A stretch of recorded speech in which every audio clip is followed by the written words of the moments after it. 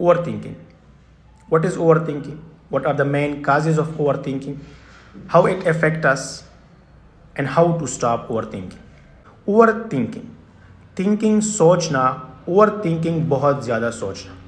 जब आप किसी सिचुएशन के बारे में, किसी टॉपिक के बारे में या किसी चीज़ के बारे में बहुत ज़्यादा सोचना शुरू कर देते हैं, जब आप किसी चीज़ की लॉन्ग टर्म एनालिसिस करते हैं और वो हद से तजावज़ कर जाए, उसको हम कहते हैं ओवर थिंकिंग।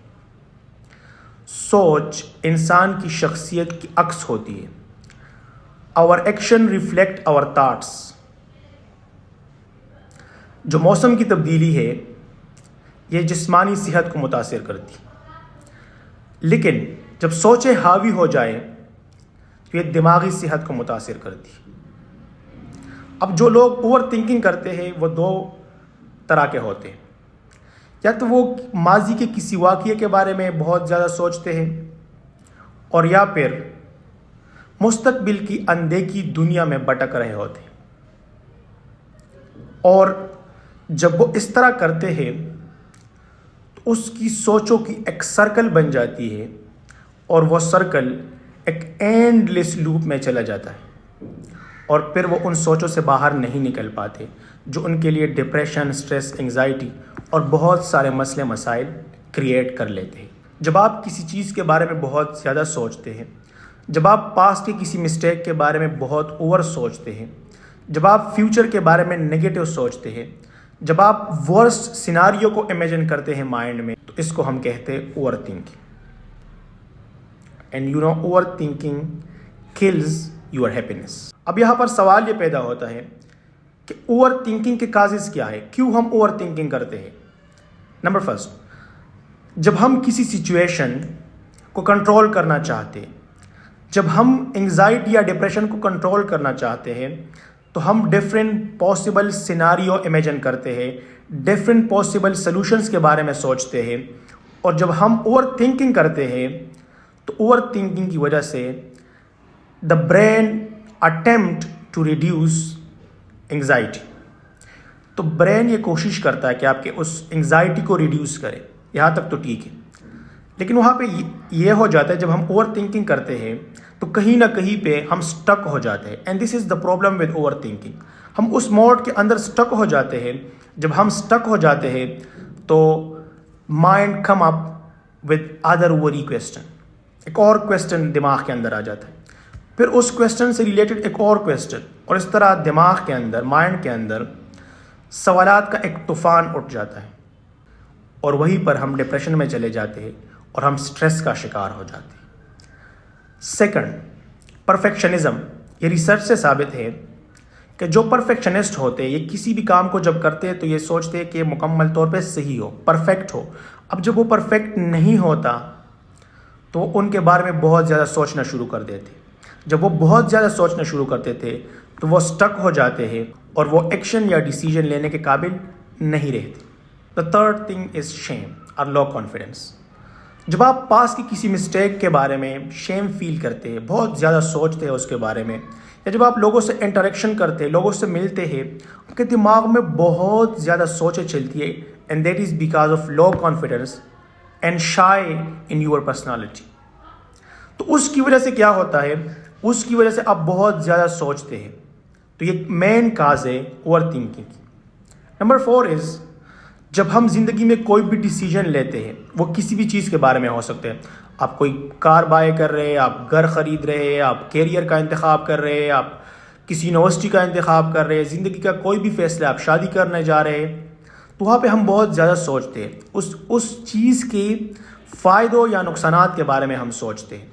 और जब फ़ायदे या नुकसानात सोचते हैं तो यहाँ तक तो ठीक है, बट जब हम ये सोचते हैं तो ये सोचें ओवर हो जाती है, ये हद से तजावज़ कर जाती है, तो यहाँ पे ये सोचें ओवर थिंकिंग बन जाती है। तो ये मेन काजेज़ है ओवर थिंकिंग की। अब ओवर थिंकिंग किस तरह अफेक्ट करती है लोगों को? एक तो ये है कि इसकी वजह से स्ट्रेस का लेवल बढ़ जाता है। आपका जो फोकस है वो किसी चीज़ पे नहीं रहता, आप लाइफ में स्टक हो जाते हैं, आपसे कोई काम नहीं हो रहा, आप डिसीजन नहीं ले पा रहे होते हैं, आप स्लीपलेस हो जाते हैं, जो आपके क्रिएटिव स्किल्स है वो ख़त्म हो जाते हैं, आपके अंदर बदमिजाजी और एक चिड़चिड़ापन आ जाता है, आप बहुत डिप्रेस हो जाते हैं, आपके अंदर एपेटाइटिस चेंजेस आ जाते हैं, डाइजेस्टिव इश्यूज क्रिएट हो जाते हैं, हेडेक फील करते हैं आप। Now the most important thing is how to stop over thinking. सबसे पहले अल्लाह ताला के साथ अपना ताल्लुक़ मजबूत बनाएं, अल्लाह ताला पर यकीन रखें और अल्लाह ताला से अच्छे की उम्मीद रखें। Number 2, write down the specific moments of over thinking. आप वो स्पेसिफिक मोमेंट्स अपने साथ लिख के, जिस टाइम आप ओवर थिंकिंग शुरू करते हैं, जब आप वो अपने साथ लिखेंगे उससे क्या होगा, आप उससे ओवर थिंकिंग के पैटर्न्स को समझ जाएंगे। जब आप ओवर थिंकिंग के पैटर्न को समझ जाएंगे तो आप ओवर थिंकिंग के ट्रिगर्स को रिकग्नाइज करेंगे कि कौन सा वो सिचुएशन है, कौन सी वो चीज़ है जिसके बारे में आप बहुत ज़्यादा से सोचते हैं। तो you can come up with coping strategies और आप उसको ओवरकम कर सकते हैं।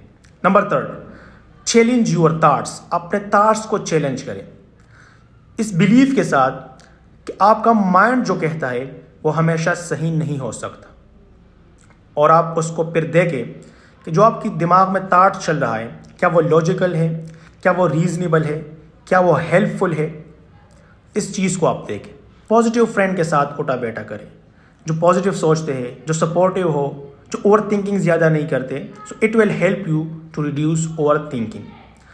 अपना इन्वायरमेंट चेंज करें, किसी खूबसूरत जगह पे चले जाए, टूर पे चले जाए, अपने आप को, आपका जो अटेंशन है उसको शिफ्ट करें, एक्सरसाइज करें।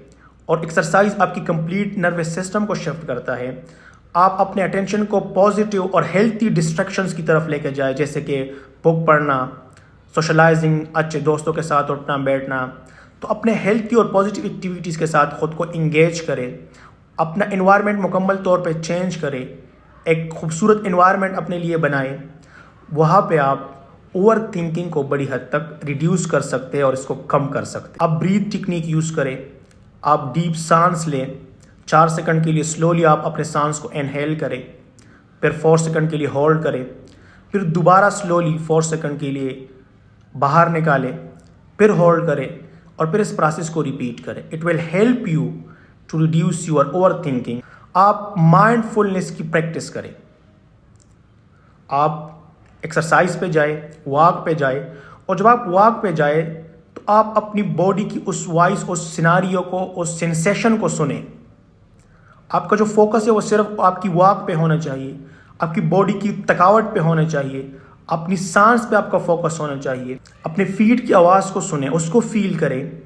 जहाँ पे आप एक्सरसाइज कर रहे हैं उस एनवायरनमेंट की, उस सेंसेशन, वहाँ पे बर्ड्स की वॉइस को आप सुने।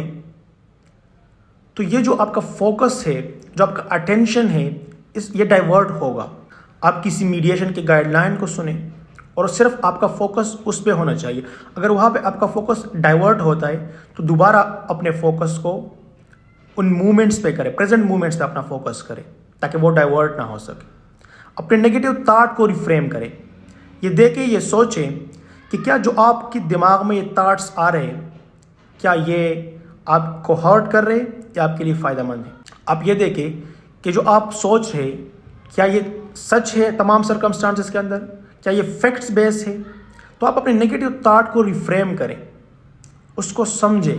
अगर इसके बावजूद भी आपका ओवर थिंकिंग कम ना हो तो आप किसी प्रोफेशनल थेरेपिस्ट या किसी मेंटोर से भी बात कर सकते हैं, और इसके डिफरेंट थेरापीज़ होते हैं, और वो आपको किसी पॉजिटिव डिस्कशन के अंदर एंगेज करके आपकी ओवर थिंकिंग लेवल